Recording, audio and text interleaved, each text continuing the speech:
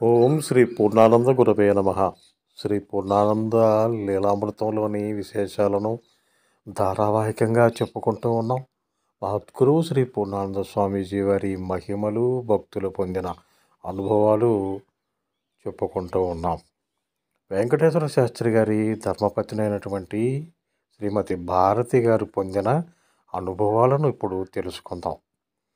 శ్రీ పూర్ణానంద స్వామీజీ వారిని భారతి గారు అలాగే వెంకటేశ్వర శాస్త్రి గారు ఇరువురు కలిసి 1978వ సంవత్సరంలో పద్మారావు నగర్లో ఒక భక్తుని ఇంట్లో దర్శనం చేసుకున్నారు. ఆ ప్రథమ దర్శనంలోనే వెంకటేశ్వర శాస్త్రి గారు స్వామీజీతో మాట్లాడారు. భారతి గారు మాట్లాడలేదు, కానీ ఆ రోజుల్లో శ్రీ పూర్ణానంద స్వామీజీ వారు ఒక మహర్షిలాగా శిఖ, గడ్డం, కాషాయం దుస్తులు ధరించి ఉండేవారు. అలాంటి వ్యక్తిని చూడగలిగినందుకు చాలా ఆనందించారు భారతి గారు. అయితే శ్రీ పూర్ణానంద స్వామీజీ వారు తేజోమయులైన మహానుభావులని అనిపించింది. అందుకే ఎంతో భక్తిగా నమస్కరించుకున్నారు ఆ దంపతులు. ఆ తర్వాత భారతి గారు తండ్రి గారు అయినటువంటి గట్టి చలపతిరావు గారు శ్రీ వెంకటేశ్వర స్వామి ఉపాసకులు. చలపతిరావు గారు పిలిస్తే స్వామి పలికేవారు. ప్రతి శనివారం సాయంత్రం నుండి ఆదివారం ఉదయం వరకు చలపతిరావు గారు భక్తుల సమస్యలకు పరిష్కారాలను ఇస్తూ శ్రీ వెంకటేశ్వర స్వామి వారి ద్వారా వారి కష్టాలు చాలా కొద్ది సమయంలోనే తీరుస్తూ ఉండేవారు.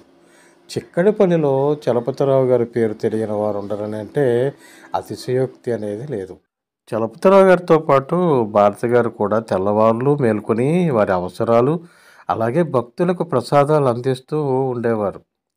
అప్పుడు చలపతిరావు గారు తన కుమార్తె అయినటువంటి భారతితో అంటూ ఉండేవారు, తనది ఎప్పుడు భగవంతునితో నేరు సంబంధము అని చెప్పేసి. ఈ సందర్భంగా భారతి గారు తన తండ్రి చలపతిరావు గారికి ఏమని చెప్పారో తెలుసా? మహద్గురువు శ్రీ పూర్ణానంద స్వామీజీ వారి దర్శనం గురించి, వారి దివ్యత్వం గురించి తనకు అనిపించిన తీరును వెల్లడించారు. అప్పుడు చలపతిరావు గారు అన్నారు, ఎప్పటిలాగే నాకు మానవులతో పని లేదు, నాది ఎప్పుడూ భగవంతునితోనే డైరెక్ట్ కాంటాక్ట్ అనేవారు. అయితే అది నిజమనిపించి తాను కూడా స్వామీజీని భగవంతునిలా కాక ఒక మహానుభావునిగా మాత్రమే చూడటం ప్రారంభించారు భారతి గారు. అయితే తాను ఎప్పుడూ శ్రీ పూర్ణానంద స్వామీజీ వారి గురించి చాలా గొప్పగా చెప్తూ ఉండగా చలపతిరావు గారి గొప్పతనం కొద్దిగా తక్కువైనట్లు భావించి చిన్న ఈర్ష్యాభావం తన తండ్రి గారిలో తలెత్తింది. అది కాస్త పెరిగి పెద్దదై ఒక రోజున శ్రీ పూర్ణానంద స్వామీజీ వారి కృపతో క్షణంలో నశించిపోయింది. అది ఎలాగో తెలుసా? ఒకరోజు ఏకాదశి నాడు వెంకటేశ్వర స్వామి వారికి ప్రత్యేక సహస్రనామ పూజ చేసి ఆ రోజు తనే ఒక ప్రశ్న వెంకటేశ్వర స్వామిని వేశారట చలపతిరావు గారు. ఈ పూర్ణానందులు అసలు ఎవరు అని. అప్పుడు వెంకటేశ్వర స్వామి వారి నుండి చలపతిరావు గారు కూడా చూసేందుకు వీలు కాని ఒక బ్రహ్మాండమైన తేజస్సు వెలువడింది. దీంతో చలపతిరావు గారు చాలా భయపడి ఎంతో దుఃఖంతో అపరాధం అపరాధం అని చెంపలు వేసుకున్నారు. ఈ సంఘటన గురించి చలపతిరావు గారు తన కుమార్తె భారతి గారికి చెప్పేసరికి ఆమె ఎంతగానో ఆశ్చర్యపోయారు.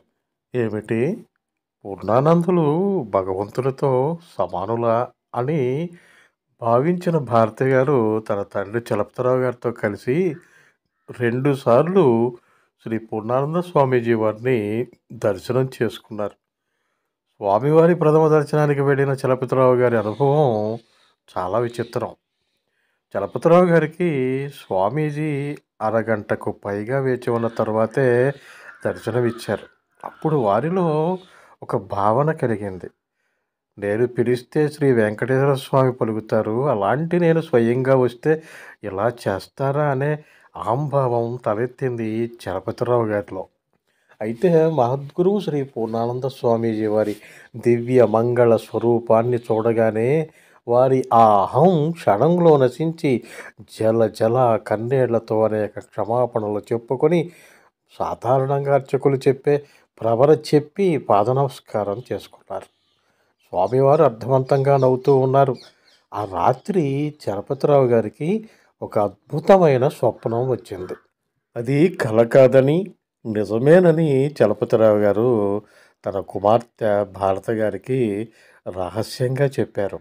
ఆ అద్భుతమైన సంఘటన గురించి తదుపరి భాగంలో చెప్పుకుందాం. శ్రీ పూర్ణానంద అనుగ్రహ ప్రాప్తిరస్తు. మీకు ఈ వీడియో నచ్చితే లైక్ చేయండి, షేర్ చేయండి. హోమగంధి క్రియేషన్స్ యూట్యూబ్ ఛానల్ని ఇంకా మీరు సబ్స్క్రైబ్ చేసుకోకుండా ఉంటే సబ్స్క్రైబ్ చేసుకోండి. మీకు తెలిసిన వారితో కూడా సబ్స్క్రైబ్ చేయించండి. మరిన్ని వీడియోల నోటిఫికేషన్ ముందుగా మీకు రావాలి అంటే పక్కనే ఉన్న బెల్ ఐకాన్ని ప్రెస్ చేసుకోండి. ఆల్ ఆప్షన్ని యాక్టివేట్ చేసుకుంటారు కదూ.